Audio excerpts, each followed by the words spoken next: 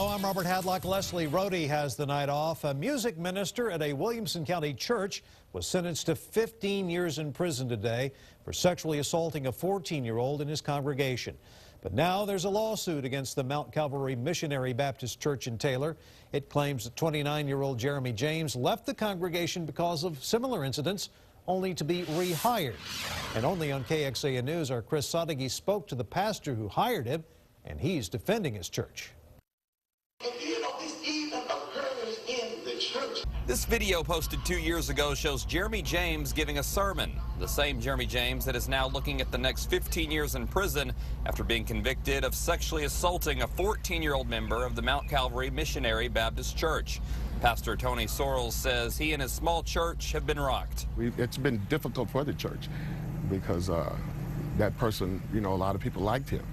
But at the same time, I told him, let justice be served. But the girl's family thinks Sorrells and the church might need to face a little justice themselves. James had a reputation around the church as a guy who had relationships with women and even young girls. Attorney Kevin Madsen claims Sorrells knew about it and even said so to the victim's mother. He had indicated to her in an admission that we should have never rehired the guy. Now, this lawsuit says that the church and Pastor Tony Sorrells knew about James' dark history but employed him anyway, opening the door for the rape to happen. But Sorrells told us that he had no idea of anything like this in James' history and that any knowledge came only in hindsight. There was never any proof or evidence of any wrongdoing. But the rape happened after James had a sleepover at his house with his 2 daughters and other girls from the church. A sleepover Madsen said should have never happened, but the church didn't stop it. And the church had knowledge, and if they didn't, they should have had knowledge if that was their employee. This is a small town in Taylor. James had left the church in 2009 on his own following a verbal fight with another female he'd been involved with. But Sorrells says he was still in good standing with the church and had nothing worrisome in his background,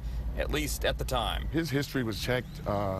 He didn't have a criminal record. His pastor that he was with in Mississippi gave him a good recommendation. If Sorrells and the church knew anything more than that, it could cost them in court. In Taylor, Chris Sadeghi, KXAN, Austin.